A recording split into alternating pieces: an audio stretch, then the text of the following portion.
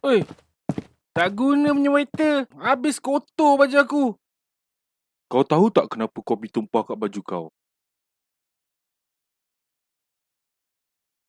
Wah, besar gila drawing tablet ni. Ini SP Pen bagi kat aku ni. Ini dia bagi terus ni, bukan bagi pinjam. Ush.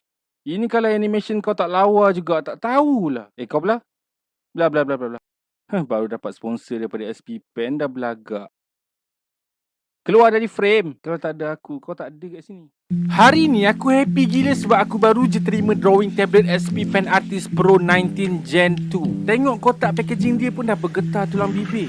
Garang mat. First kali, size working area untuk drawing tablet ni adalah 41.23 cm. Berat dia pula sebanyak 2.23 kg. So, tak boleh letak dalam poket lah. Drawing tablet ni didatangkan dengan 2 port USB Type-C, memberi korang lebih flexibility in case kalau korang nak connect drawing tablet ni dengan phone atau tablet korang yang lain. Kertas ni pula adalah macam bukti yang color calibration drawing tablet ni power dan tak boleh disangkal lagi. Dalam banyak tablet SP Pen yang aku pernah pakai, yang paling buat aku tertarik dengan SP Pen Artist Pro 19 Gen 2 ni adalah pen dia. Cara dia deliver pen dia tu eksklusif terus. Dan dia bagi bukan satu tapi 2 pen untuk kau. Satu pen yang korang boleh zoom in dan zoom out. Kalau kau tak selesa, kau pakai je lah yang satu lagi, yang tak ada zoom in zoom out. Dalam kotak yang seterusnya ni, dia bagi 3 wayar. Wayar pertama ni untuk kau connect drawing tablet kau dengan PC kau. Wayar kedua ni untuk kau connect drawing tablet kau dengan power source. Dan wayar yang last ni untuk kau connect Android device kau macam phone atau tablet biasa. Dalam kotak ni pula ada, kalau orang Malaysia cakap, kepala charger. Dia siap bagi dengan adapter lagi in case kalau kau duduk negara luar. Macam aku guna Type A sebab sekarang aku kat USA. Ini wayar apa pula yang masuk ke sini? Oh, ini wayar kalau nak connect drawing tablet ni direct ke laptop. Nak guna, nak charge phone korang pun boleh. Dan yang paling penting, keypad.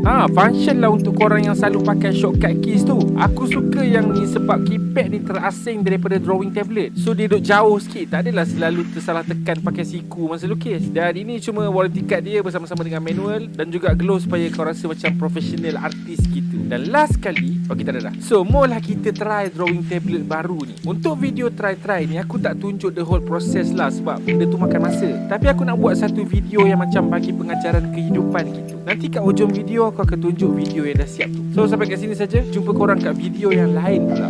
Okay, bye.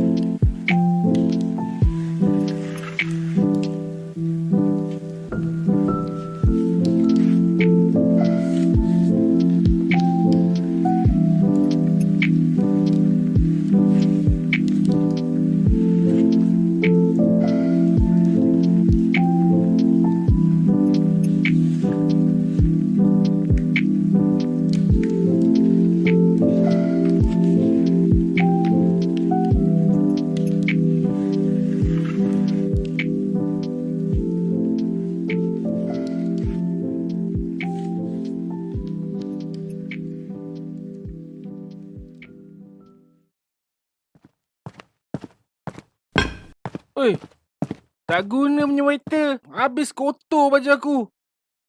Kau tahu tak kenapa kopi tumpah kat baju kau? Kenapa? Kau tak nampak ke? Waiter tadilah yang tumpahkan. No, salah. Kopi tumpah kat baju kau sebab dalam cawan kau ada kopi. Kalau dalam cawan kau ada teh, teh yang tumpah. Kalau ada Milo, Milo yang tumpah. Dan aku tak ada masa nak layan lauk hambang kau ni. Sekarang aku nak pergi jumpa manager tempat ni. Aku nak saman restoran ni. Macam tu juga hidup kita. Bila kita ditimpa ujian atau musibah, kita yang tentukan apa yang tumpah kat baju kita. Adakah rasa marah dan kesal, rasa kecewa, atau kita anggap benda tu sebagai salah satu liku hidup kita. Jadi sebenarnya soalan yang paling penting aku patut tanya, bukan kenapa kopi tumpah kat baju kau, tapi apa yang ada kat dalam cawan kau. Yelah,